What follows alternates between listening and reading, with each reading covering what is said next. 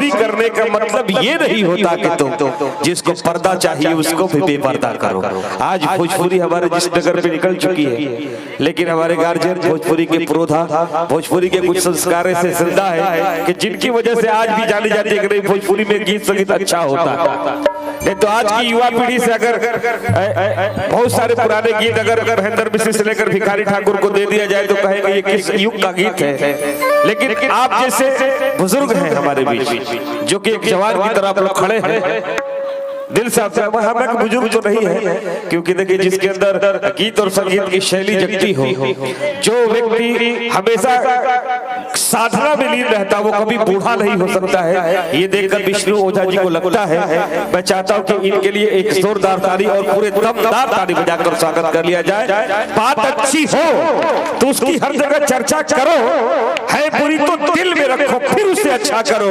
रोशनी करने का मतलब ये नहीं होता कि तुम जिसको पर्दा चाहिए उसको भी बेपर्दा करो, क्योंकि ये नदी है। आप नृत्य भाव को कब से देख रहे थे, महसूस कर रहे थे। ये एक उद्गार उभरता है। देखिए या तो लोग उसे अच्छे निगाहों से देखते हैं तो वो प्रेम है, बुरे निगाहों से देख रहे थे तो पाप है। यही दो चीजें सत्य है। तो ये नदी है जब चाहेगी डुबो देगी तुझे, जिंदगी को राह में इस तरह मत रोका करो। और छाव का मतलब समझने के लिए तुम भी आजाद, जिंदगी की धूप में बस 4 पल बैठा करो। आप अच्छे लोग हैं, हृदय से आपका पुनः अभिनंदन करता हूँ। और सीधे सीधे हरेलिया रोज आवे।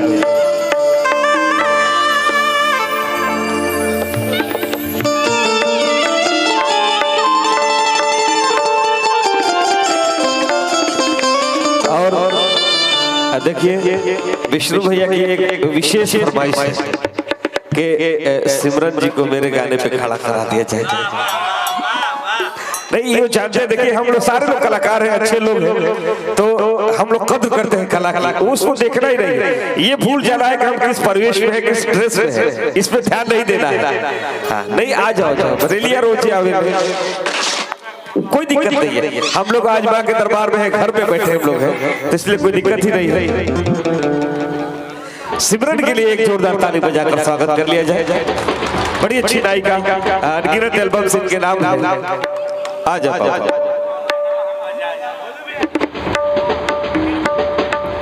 जब बुजुर्ग कोई बुजुर्ग आदमी अगर प्यार से कह दे तो सोच लो कि कुछ बात है।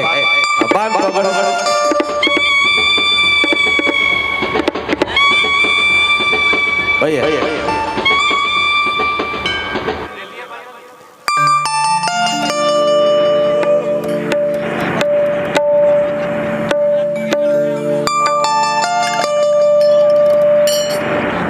क्या करवाए जगदम्बा भैया,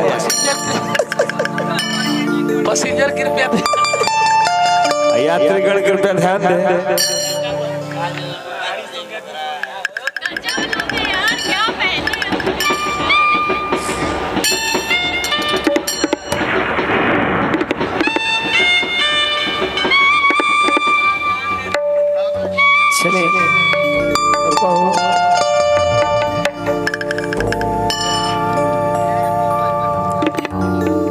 चले ऐसा होला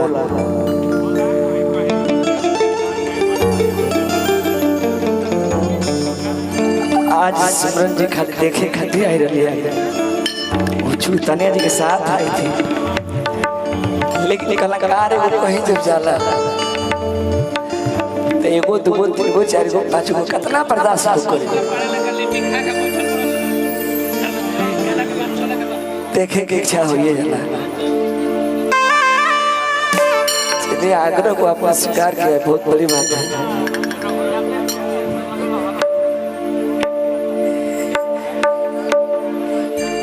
एक जना बनाओ तो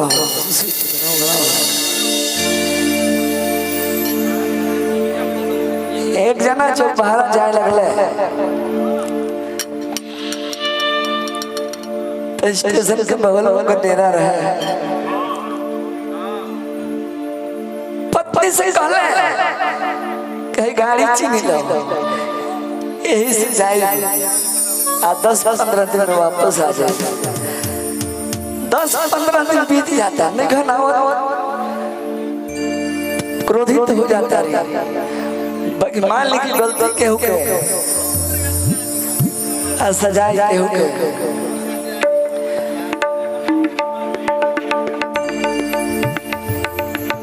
आवत वो नहीं घर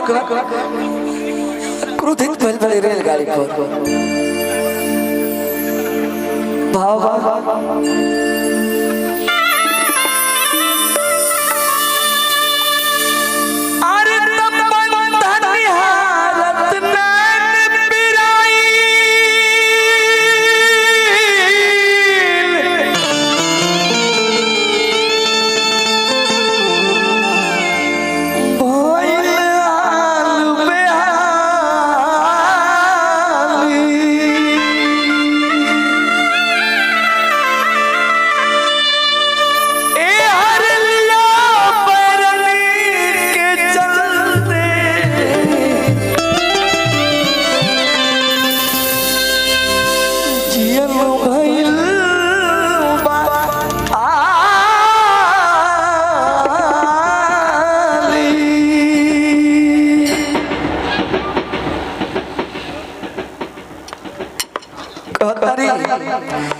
किसी टीम बजा के नींद उड़ावे दिल धड़कावे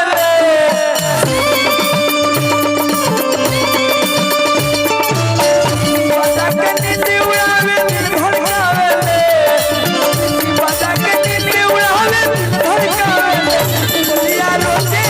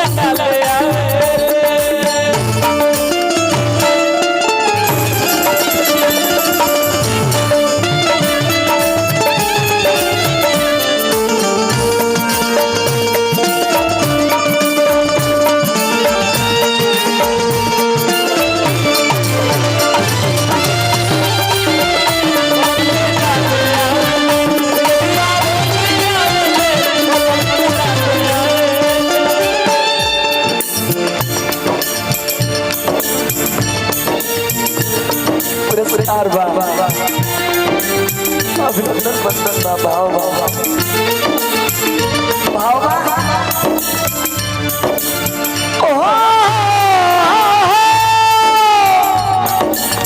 लाल लाल बोगी रहे परदेश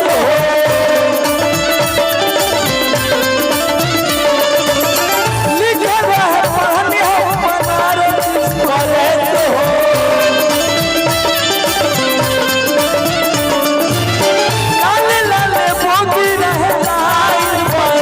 लिखा रहे पढ़ने हम बनारस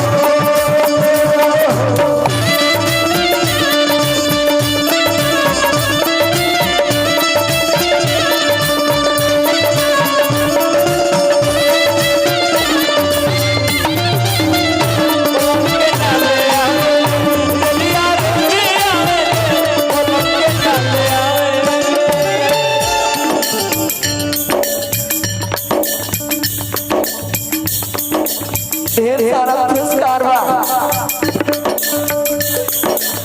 अभिनंदन बंदन बाबा बा। अंतिम भाव बा। लेके जब चली या हमारा जान के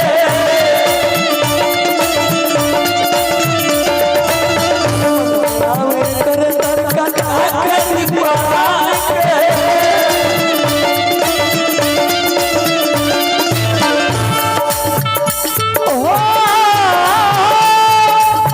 लेके जब चली गई पिया हमारा जान के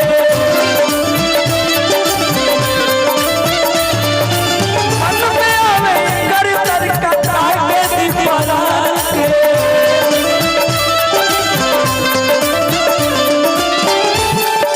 विष्णु के दिल के दरवाजा ना खड़कावे विष्णु के दिल के दरवाजा ना खड़कावे विष्णु के दिल के दरवाजा ना खड़कावे चिड़िया रोजे आवे पलक के नाले आवे चिड़िया रोजे आवे पलक के नाले आवे चिड़िया रोजे आवे पलक के नाले आवे चिड़िया रोजे आवे पलक के नाले आवे।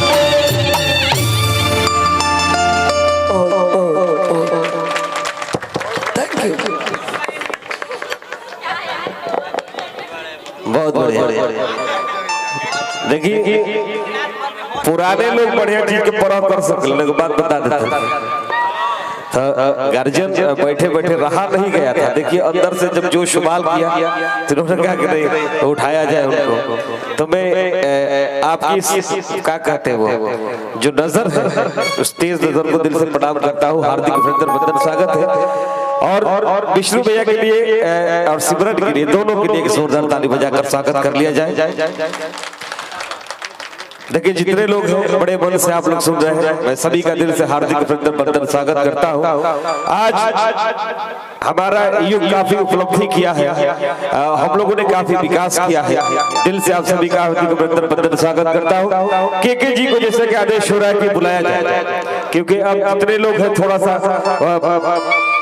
प्रेम रस के संचार की तरफ निकलना चाहते हैं। और मैं भी चाहता हूं कि आप शिष्टा के साथ गीतों की शैली के आप जो परोसते हैं, ये बड़ी बड़ी उपलब्धि है। दिल से आपका हार्दिक अभिनंदन वंदन स्वागत करता हूं। मैं के जी को पुनः आपके बीच में आमंत्रित करूंगा और एक जोरदार तालियां बजाकर आप लोग स्वागत कर लिया जाए। आप लोग बड़े मन से सुन रहे हैं। फासला इतनी है दो सांसों के बीच, फासला इतनी है दो सांसों के बीच, जिंदगी से मौत इतनी दूर है। फासला जितना है दो सांसों के बीच, जिंदगी से मौत इतनी दूर है। और हादसा ये कह के गुजरा है, जाने की आदमी किस बात में मगरूर है। आप बड़े अच्छे लोग हैं, हृदय से आपका अभिनंदन कर रहा हूं। और सीधे सीधे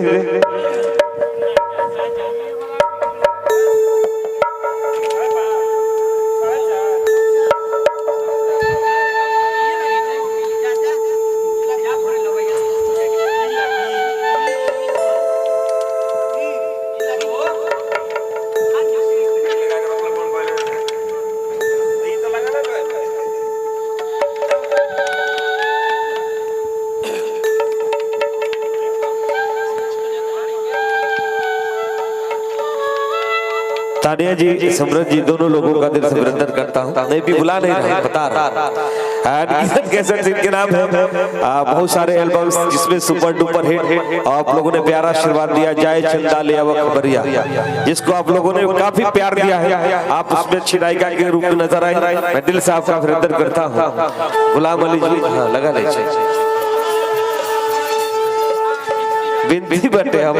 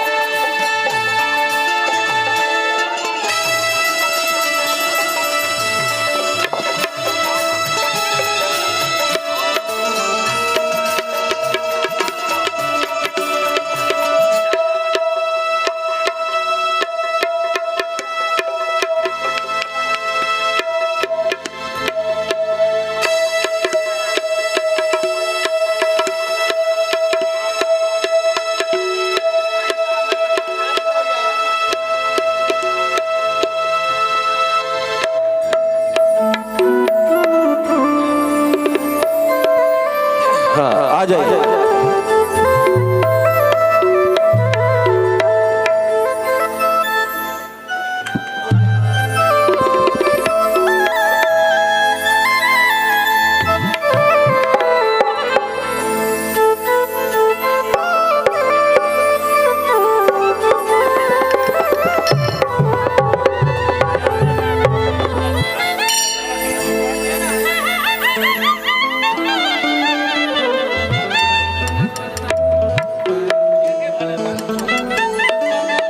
अभिनंदन है आपका।